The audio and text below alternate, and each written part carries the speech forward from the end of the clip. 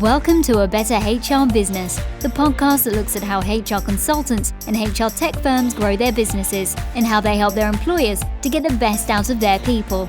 Remember, for show notes and downloads, go to www.getmorehrclients.com/podcast. That's getmorehrclients.com/podcast.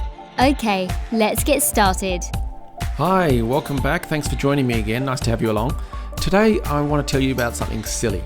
It is something that a friend of mine does, whereby if there's a group of people sitting around telling stories or jokes or whatever it may be, so you might say, I was doing this and I was walking down the street and something happened, he might just pipe up out of the blue with boring, which is terribly insulting for other people, because obviously that would never happen to me because my stories are always amazing, but for these other people it must be terrible.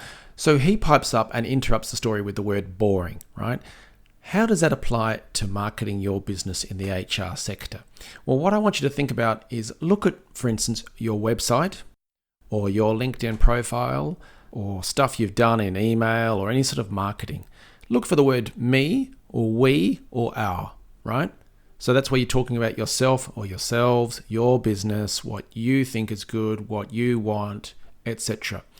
Now, contrast that with the number of times you've used the word you and your. Right? So a great place to start is the website homepage.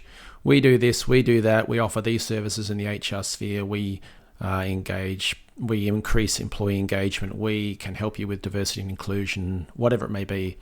But to many, many people, that's boring. And in the sense that it's not what they are thinking about, it's not their problems, it's not their concerns, it's just what you're finding interesting. And yes, they're in the market for those services and stuff like that. But there's a wonderful, is it an acronym? An abbreviation? So WIFM, what's in it for me?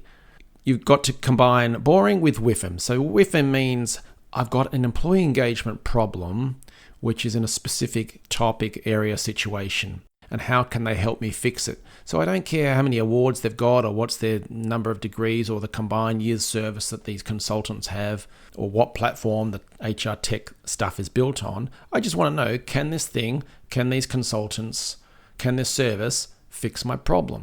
And so that's where you've got to stop being boring and thinking about what's so interesting for you and think of it in terms of what's in it for me, the end user, the client, the person who's looking at your services.